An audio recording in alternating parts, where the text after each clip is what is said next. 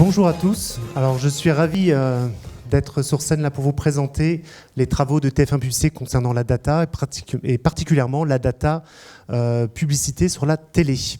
Alors, j'ai un objectif aujourd'hui, c'est de partager avec vous ma conviction, ma profonde conviction que cette data va changer l'achat télé. Mais avant tout, ce que j'ai envie de vous dire, c'est ce qu'elle change déjà aujourd'hui et en 2016.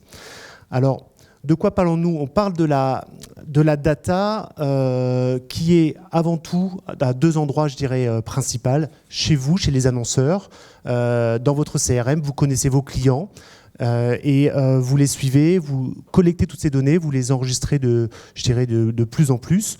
Et ça, je dirais, ça forge des nouveaux objectifs de campagne. Autre lieu où la data est, je dirais, très importante et elle prend toute sa place, c'est les médias, puisque les médias, c'est un endroit de partage, un endroit de connexion avec vos clients et vos prospects, un endroit quotidien où ils sont très nombreux à venir et revenir tous les jours. Donc, les médias sont, je dirais, un lieu très important sur la data. Et pour le groupe TF1, l'enjeu, il est à deux niveaux. Cet enjeu, c'est déjà... on veut savoir qui sont, bien sûr, les téléspectateurs et mieux les connaître. Voilà. Et ça va permettre deux choses, tout simplement. La première chose, au niveau éditeur, c'est de forger des nouveaux contenus, améliorer les contenus existants, de manière à ce que les téléspectateurs passent plus de temps, on va dire, sur la télé, mais aussi sur les devices sur lesquels tous les programmes se retrouvent. Donc, mieux connaître les téléspectateurs pour avoir une durée d'écoute plus importante et aussi plus personnalisée et une recommandation, je dirais, qui correspond à la personne. Au niveau publicité, on va utiliser ces datas directement, là aussi avec deux objectifs très simples. Le premier, c'est de démontrer l'efficacité des dispositifs publicitaires, puisque ces nouvelles datas, elles vont nous donner des insights qu'on partage avec les annonceurs, et c'est ce que je vais faire avec des exemples précis juste après.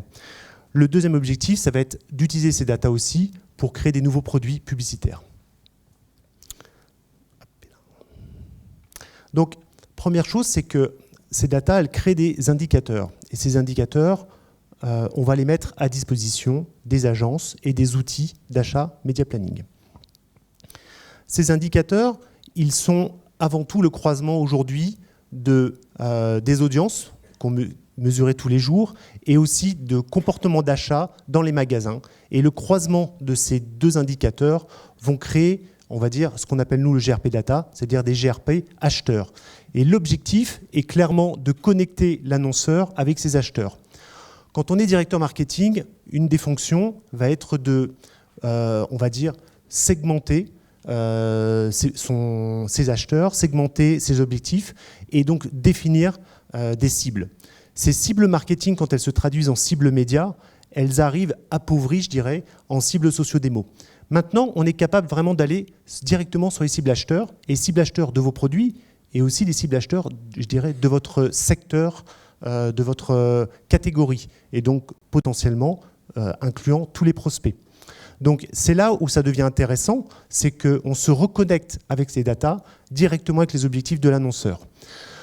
Pour cela, je dirais, on met en place des nouveaux indicateurs dans les outils d'achat. Donc cette étape, elle est déjà réalisée.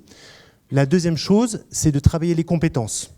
Ça, c'est un partage qui se fait, je dirais, directement avec les annonceurs, avec les agences, avec les régies.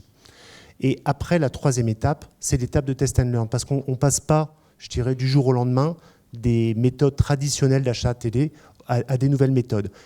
Et ça, je dirais, c'est en cours, et c'est en cours avec des annonceurs aujourd'hui, parce que forcément, ils se posent des questions et ils viennent travailler avec nous sur ces sujets-là. C'est très important de se forger des compétences et aussi de ne pas abandonner les réflexes qu'on a sur l'achat aujourd'hui. C'est-à-dire, bien principalement, le fait d'avoir une exposition suffisamment importante et le fait d'avoir une couverture qui est bien travaillée à la semaine. Des exemples concrets de nouveaux indicateurs.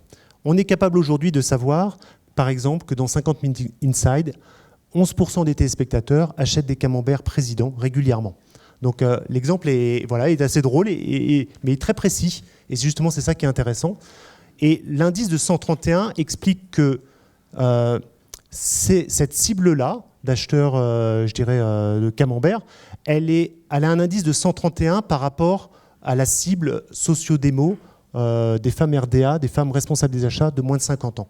Ce qui veut dire que si je suis acheteur en agence, entre choisir un écran qui a un indice de 100 et un écran qui a un indice de 131, j'ai tout intérêt à utiliser ces écrans-là, puisque mes acheteurs de fromage utilisent plus ces émissions-là, et donc j'aurai une meilleure écoute et une meilleure propension à l'achat.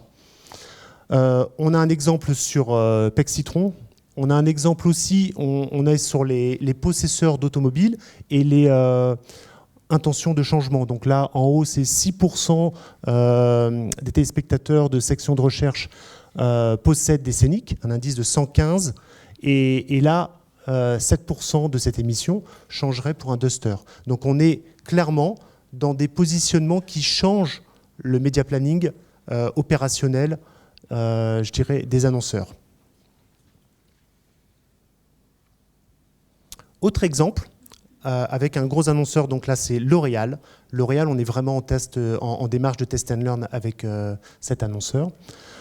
Sur le produit Narta, donc là on est sur les déodorants pour femmes. Ce qu'on a fait avec L'Oréal, c'est qu'on a fait un test Marketing Scan. Donc, pour vous expliquer comment fonctionne Marketing Scan, on prend une campagne réelle, c'est une démonstration vraiment réelle. Cette campagne, elle est diffusée au niveau national, dans toute la France. Et on va mesurer les ventes dans les hyper au niveau national. On a un décrochage qui est autorisé avec la société et opéré par Marketing Scan, donc par exemple la ville de Poitiers. Et cette ville-là, elle est retenue parce que les hypermarchés sont éloignés, enfin sont proches de Poitiers et éloignés des autres villes. Donc ce qui veut dire que quand on diffuse sur Poitiers une campagne Narta, mais qui est faite sur un dispositif, donc là, ce coup-là, acheteur de déodorants et non plus cible socio-démo, on va comparer, c'est finalement pour L'Oréal, est-ce que c'est plus intéressant de cibler des acheteurs déodorants ou de cibler des acheteurs socio-démo. Donc là, on a une preuve directe, je dirais, sur une campagne de 4 semaines réelle, avec les ventes dans les magasins, et on compare au niveau national, au niveau local, qu'est-ce qui fonctionne le mieux. Et là, on voit que la campagne programmée sur les acheteurs donc de déodorants fait progresser les ventes de 6%. Les effets promo sont neutralisés par Marketing Scan, donc on est vraiment sur des effets qui sont tamponnés Marketing Scan, significatifs en progression des ventes.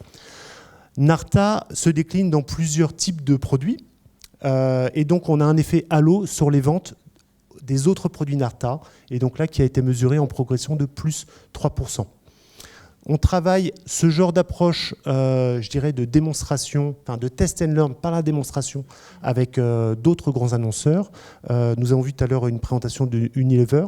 On travaille avec Unilever aussi sur des campagnes de GRP acheteurs, donc de ce type-là. Alors là, on passe sur un autre domaine. On passe dans le domaine, je dirais, plus de R&D. Ce qui nous intéresse là, c'est toujours pareil, on a le souci de l'intégration du spot publicitaire dans les espaces. Et on a parlé de l'adblocking à l'instant dans la vidéo. Alors, ce qu'il faut savoir, c'est que les publicités qui sont intégrées en pré-roll et en mid-roll, je dirais, d'émissions télé, ont un taux de complétion, donc un taux de visionnage supérieur à 90%, donc sont plutôt, elles, très bien acceptées. Mais aujourd'hui, dans la salle, n'importe lequel d'entre nous, quand on va voir une émission en replay de TF1, je dirais le nombre de spots publicitaires qu'il vous est proposé, donc en pré-roll et en mid-roll, est le même pour chacun d'entre nous, puisqu'en fait, il dépend de la longueur du contenu qu'on va visionner. Donc si on vient visionner un bonus de The Voice qui dure 40 secondes, il n'y aura pas de publicité. Si on vient visionner l'intégrale de The Voice, on va avoir 4 spots en pré-roll et des spots en mid-roll régulièrement. Donc l'interrogation qu'on se pose là, c'est finalement, est-ce qu'il n'y a pas mieux à faire ? Et là, on est dans une démarche Big Data, où finalement on travaille en partenariat avec la Cheressec Data et l'école centrale, et on leur a donné 300 gigas de log de MyTF1. Et ce qu'on leur demande, on a mis en place toute une plateforme de machine learning, donc de manière justement à traiter ces masses de data. Et ce qu'on fait, c'est qu'on va segmenter les comportements utilisateurs donc, des internautes. On va segmenter aussi les types de contenus visionnés par ces internautes. Et le but est de dire, finalement, j'ai des internautes qui reviennent tous les jours voir des émissions en catch-up, c'est des fans. J'en ai d'autres qui viennent consommer de manière en picorant les contenus. L'intégration publicitaire, on peut l'améliorer en tenant compte non pas seulement de la durée du contenu visionné et du type de device, mais aussi du comportement digital de l'internaute. Donc on a ce souci d'aller vers toujours de la visibilité publicitaire et encore une meilleure intégration en tenant compte de ces nouveaux indicateurs que nous permettent la big data. On travaille également en R&D avec Orange, notamment sur l'exploitation des voies de retour. Donc là, on est en R&D, je n'ai pas d'annonce particulièrement à faire, mais on travaille sur la géolocalisation. Bien sûr, c'est intéressant.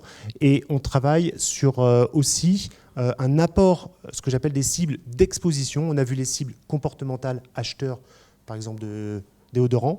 Les cibles d'exposition, c'est j'ai lancé une campagne en live, je suis capable de mesurer par foyer si cette campagne a été vue ou n'a pas été vue. Donc je connais l'exposition de la campagne. Une campagne qui n'a pas été vue sur certains foyers, je serai capable de proposer à l'annonceur, comme j'ai identifié ces foyers-là, de venir les réexposer en replay. Donc là, je suis sur de l'apport de couverture direct à la fin d'une campagne live. Donc là, on est dans du cas très concret, mesurer précisément l'exposition live et replay. Enfin, et en conclusion, ce qu'on propose, c'est, avec la data, au niveau télé, c'est de passer d'un environnement socio-démo qui, clairement, aujourd'hui, est les fondamentaux et permet de, je dirais, de positionner les campagnes, aller, en utilisant des cibles comportementales et des cibles d'exposition, à, je dirais, enrichir toutes les données qui sont mises à disposition pour faire un meilleur media planning, rentrer sur donc l'utilisation de ces nouveaux indicateurs en test and learn. Et tout ça, ça nous permet de développer à la fois la recommandation et l'efficacité des campagnes publicitaires. Merci beaucoup.